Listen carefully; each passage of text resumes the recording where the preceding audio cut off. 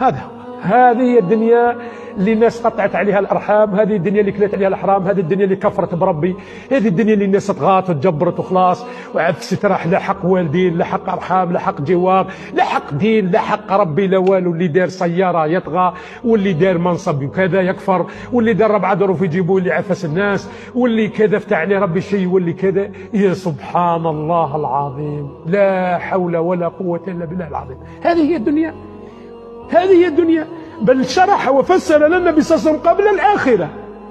إذا لما تخرج الأرض أثقالها يمر عليها أثقالها، قال النبي صلى الله عليه وسلم تخرج معادنها الثمينة مثل القرص، أقراص وأقراص من ذهب، معادن، بلاتين، فضة، أورانيوم، المعادن الثمينة. فيمر الرجل يقول من أجل هذا قتلت، ومن أجل هذا قطعت رحمي، ومن أجل هذا خاصمت، ثم يتركها لا حاجة مش يدير بها، خلاص انتهى الأمر.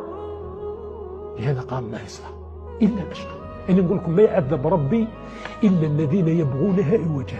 لهذا ربي سبحانه وتعالى قال في سورة النساء ما يفعل الله بعذابكم إن شكرتم